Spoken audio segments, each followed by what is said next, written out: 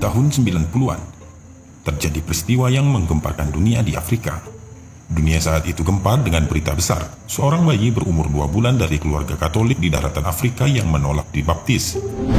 Ia dilahirkan di kota Arusha, Tanzania.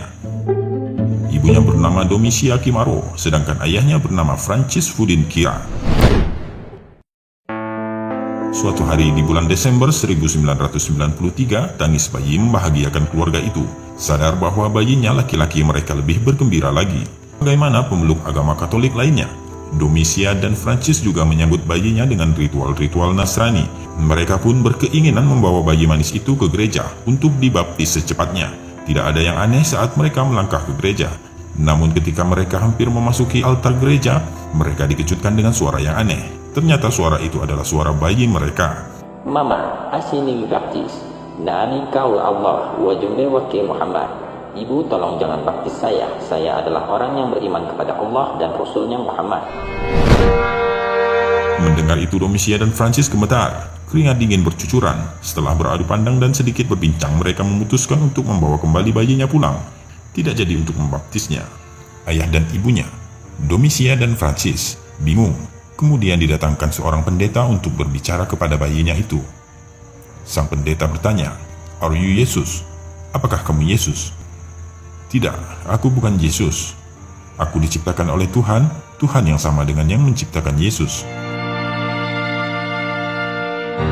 Awal Maret 1994, ketika usianya melewati 2 bulan, bayi itu selalu menangis ketika hendak disusui ibunya. Domisia merasa bingung dan khawatir bayinya kurang gizi jika tidak mau minum ASI, tetapi diagnosa dokter menyatakan ia sehat. Usianya yang baru 4 bulan memulai mengeluarkan lafal-lafal aneh. Beberapa tetangga serta keluarga Domisia dan Francis terheran-heran melihat bayi itu berbicara. Orang-orang yang takjub menimbulkan kegaduhan sementara, namun kemudian mereka diam dalam keheningan.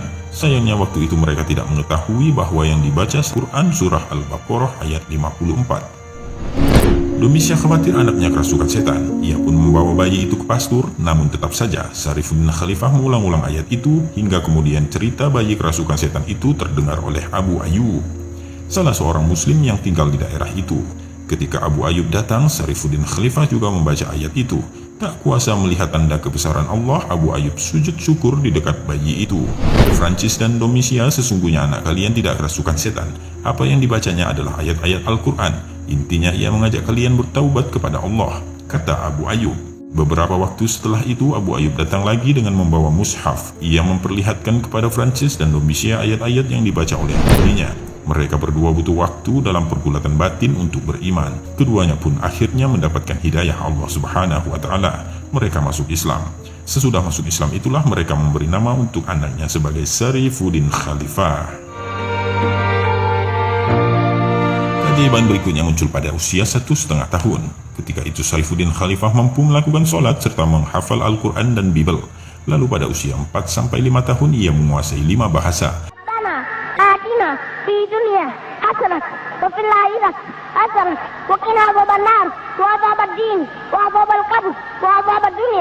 Usia itu Syarifuddin Khalifah mulai melakukan syafari dakwah ke berbagai penjuru Tanzania hingga ke luar negeri. Hasilnya lebih dari 1.000 orang masuk Islam.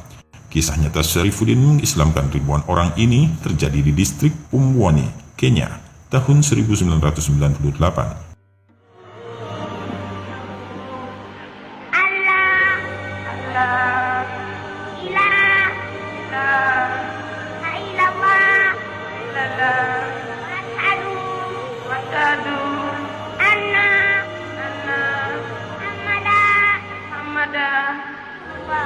Ribuan orang telah berkumpul di lapangan untuk melihat bocah ajaib ini. Syarifuddin Khalifah, usianya baru 5 tahun, tetapi namanya telah menjadi buah bibir karena pada usia itu ia telah menguasai 5 bahasa. Oleh umat Islam Afrika, Syarifuddin dijuluki Miracle Kid of East Africa.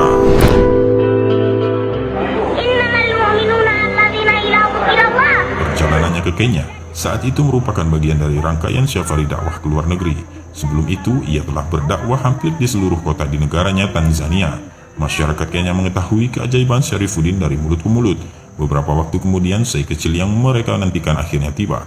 Ia datang dengan pengawalan ketat layaknya seorang presiden. Ribuan orang yang menanti Syarifuddin Khalifah rupanya bukan hanya orang muslim. Tak sedikit orang-orang Kristen yang ikut hadir karena rasa penasaran mereka.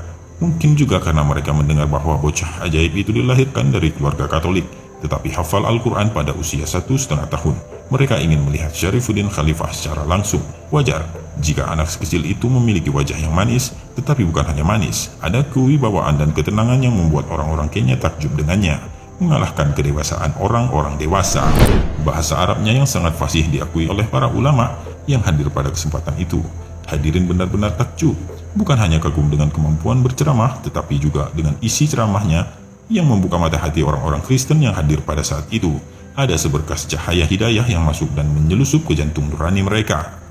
Selain pandai menggunakan ayat-ayat Al-Quran, sesekali Syarifuddin juga mengutip kitab suci agama lain, membuat pendengarnya terbawa untuk memeriksa kembali kebenaran teks ajaran dan keyakinannya selama ini. Begitu ceramah usai, orang-orang Kristen mengajak dialog bocah ajaib itu. Syarifuddin melayani mereka dengan baik. Mereka bertanya tentang Islam, Kristen, dan kitab-kitab terdahulu. Sang syekh kecil mampu memberikan jawaban yang memuaskan. Dan itulah momen-momen hidayah. Ratusan pemeluk Kristiani yang telah berkumpul di sekitar Syarifuddin mengucapkan syahadat. Jika dijumlah melalui dakwah Syarifuddin Khalifah, ribuan orang telah masuk Islam. Ajaibnya itu terjadi ketika usia syekh kecil itu masih 5 tahun.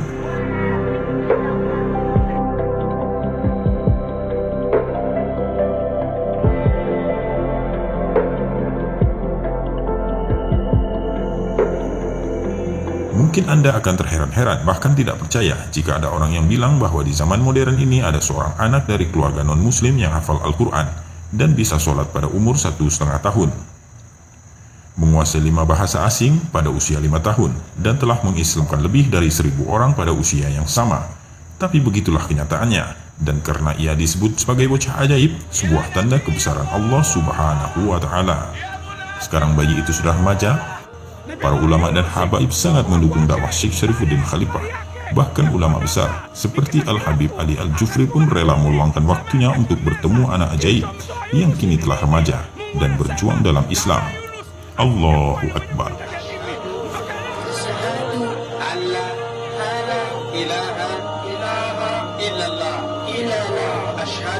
Asyhadu anna Muhammadan Rasulullah.